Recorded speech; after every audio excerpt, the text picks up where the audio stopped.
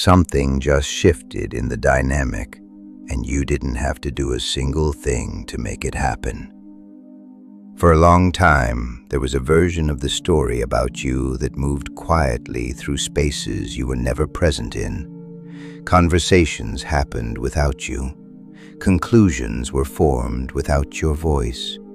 People were given fragments of information and encouraged to assemble those fragments into a picture that never fully represented who you were.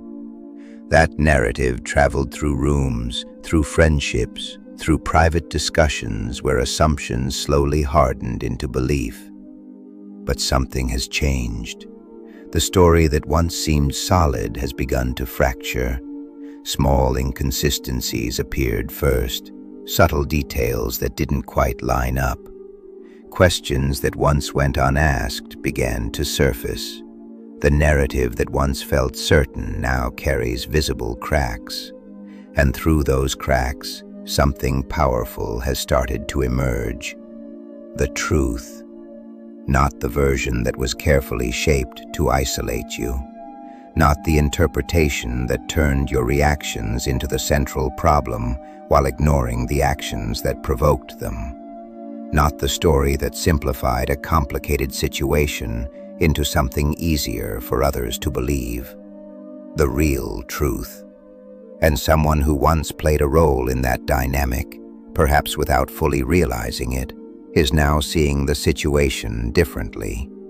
As the larger picture becomes clearer, they are experiencing a kind of retroactive clarity. The pieces they once accepted are being rearranged in their mind, revealing connections that were hidden before. When that happens, the realization can be unsettling, because it does more than change how they view the situation. It forces them to reconsider their own place within it. Memories shift, conversations take on new meaning. Moments that once seemed obvious now look very different through the lens of fuller understanding. But this moment is not truly about them. It is about what this situation reveals about you.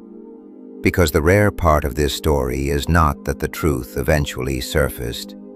In most relational systems, truth has a way of appearing sooner or later. Distorted narratives struggle to sustain themselves indefinitely.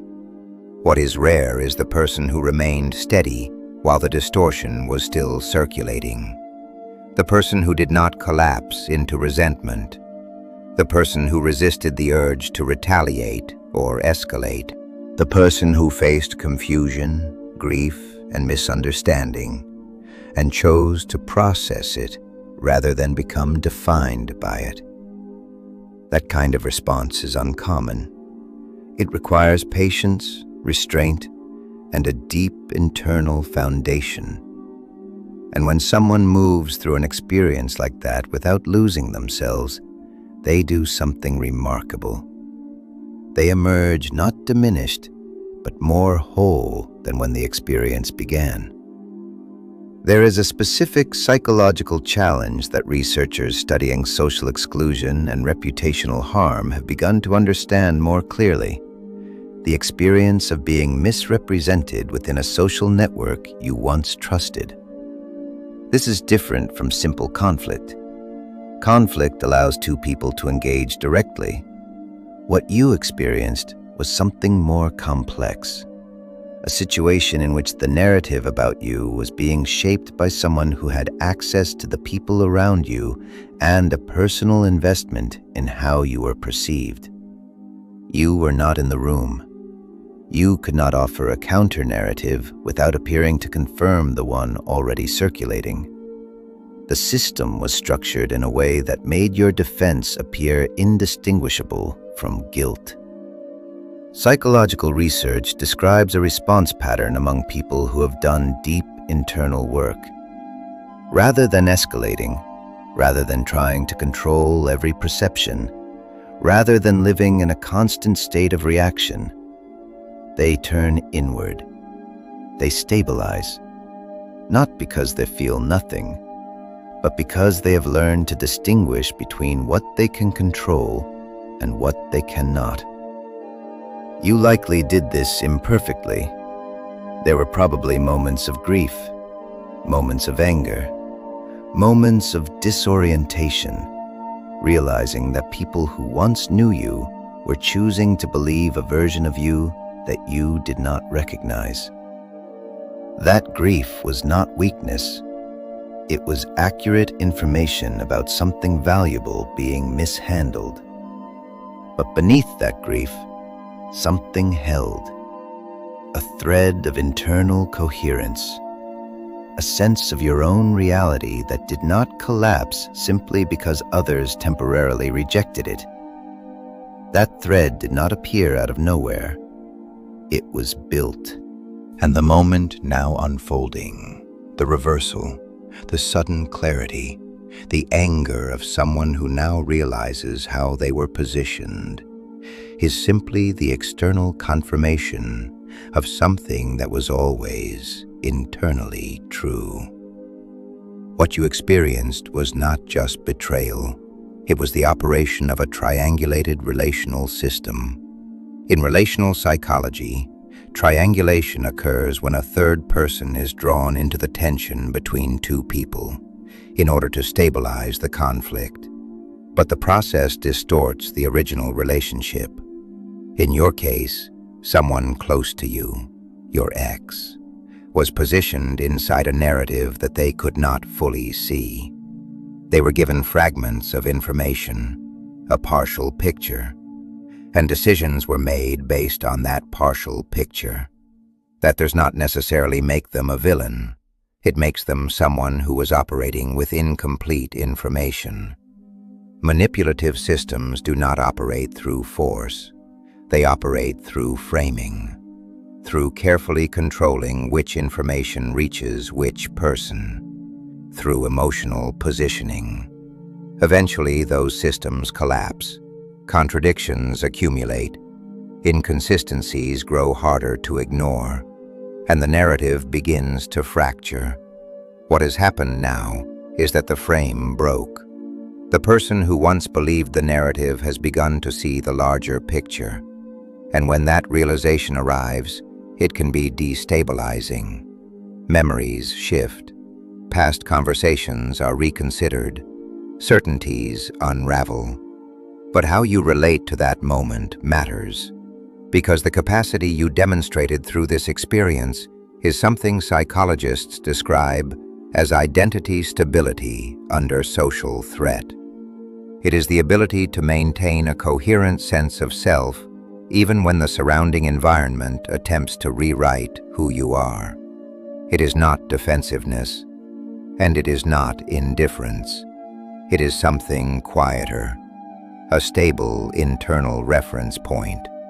Research on narrative identity suggests that people who hold a coherent internal story about their life are far more resilient to social misrepresentation. That internal story becomes an anchor. Even when the external narrative is distorted, the internal one remains intact. You had that anchor. It was built in earlier seasons of life, times when the external story about you diverged sharply from what you knew to be true. Your survival required learning which version to trust. Neuroscience supports this. The brain's response to social threat can become regulated through experience. People who have previously processed exclusion or betrayal develop stronger regulation of their stress responses. They do not become numb, they become stable. That stability is what kept you from reacting in ways that would have confirmed the narrative being told about you. When you refused to retaliate, it was not weakness, it was regulation. When you withdrew rather than escalating conflict, it was not defeat. It was someone protecting their integrity. The system expected your reaction. Without that reaction, the narrative had no anchor, and eventually it collapsed. But this moment carries its own danger. The pull toward vindication, the desire to be recognized as having been right, the wish for those who believed the false story to fully understand what they participated in. That impulse is human. But if vindication becomes the center of this moment, it can trap you again in the same system. Because your emotional state would still depend on what others choose to do with the truth. The anger your ex now feels is part of their own process. It is not something you are required to manage. You do not owe emotional labor to someone processing their own realization. And you do not need their acknowledgement to validate what you already know. The deeper meaning of this experience lies in what it built within you. Psychologists studying post-traumatic growth describe how adversity can reorganize the internal structures through which a person understands themselves and their relationships. The key factor is engagement, not suppressing pain, not projecting it outward, but allowing the disruption to reorganize into insight. The experience you lived through could have produced bitterness. It could have produced permanent distrust. But instead, something different happened. You developed sharper discernment. You learned to read relational dynamics more clearly. You strengthened your internal reference point. That is the transformation. The raw material of a painful experience becoming a more sophisticated understanding of people and systems. A map. What you gained from this experience is something more valuable than validation. It is a map that makes manipulation easier to recognize. A map that helps you see the subtle patterns that once operated invisibly in the background of your relationships. The small distortions, the carefully framed stories, the moments when partial information is used to influence perception. And once you see those patterns clearly, they lose much of their power. This map does not exist to make you suspicious of everyone. It exists to make you aware, to sharpen your discernment, so that future relationships are built on clarity rather than assumption. In that sense, what you gain from this experience becomes a form of protection, not a wall, but a deeper understanding of how relational dynamics actually work. Meanwhile, the external vindication now unfolding does not require anything from you. You are not obligated to respond. You are not obligated to forgive immediately. You are not obligated to step back into dynamics you have already moved beyond. What this moment invites instead is something quieter. Equanimity. The ability to hold the full truth of the situation without being pulled toward denial on one side or triumph on the other. Equanimity is not indifference. It is stability. The person who was once used against you has now discovered the truth. What they do with that realization belongs to them. And the person who orchestrated the distortion will eventually encounter the natural consequences of operating through manipulation.